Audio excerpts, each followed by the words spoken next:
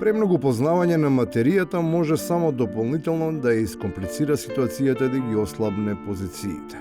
Туцмуц со објаснувањето дека не била окупирана држава со сите нишани туку некоја подрачје под туѓа власт е само аргумент кој оди во прилог на администраторските тези. Иако Македонија не била држава, била во склопот на Југославија како Вардарска бановина, меѓутоа територијално обстојувала со своји ингеренции, со своји работи за кои што таа постоела како таков со своја историја и така натаму. Овластување да ги толкуваат историските собитија треба да имаат само лиценцирани автори, и како трнала работата.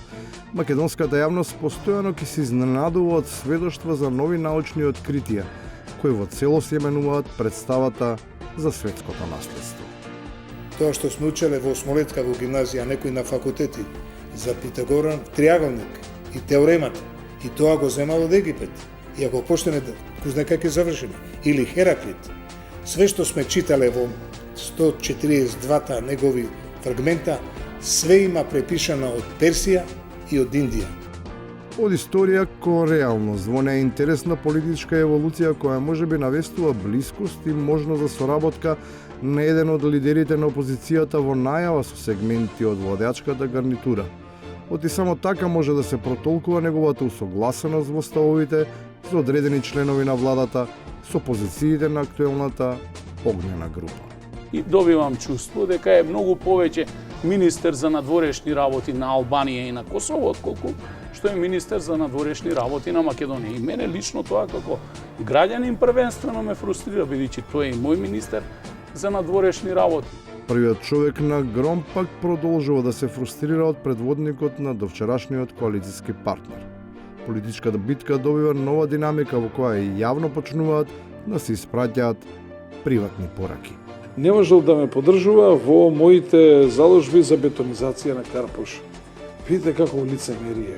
Абе, Кристијан, кој сакаше да гради 28 катница? Ја или ти со Икецот? Сакавте да градите или не кевте да градите? Може би затоа вистинската енигма за потребата да се стаса до моќ и власт е расчистена. Само вештите луѓе можат јасно да видат што се гледа во очите на крокодилите од политичкото мочуриште. Сите трчат да бидат у влада, за да едните за да крадат, другите да се не се открие да сега краделе досега.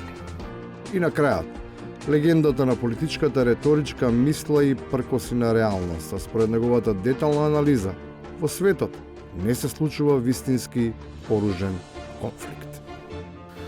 Вие сигурно пазарите.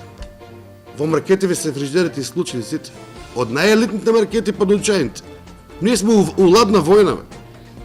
У ладна војна сме.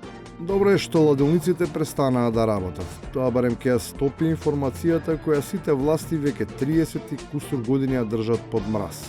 Дека студената војна заврши со падот на Берлинскиот ѕид, а Македонија веќе не е дел од СФРЈ.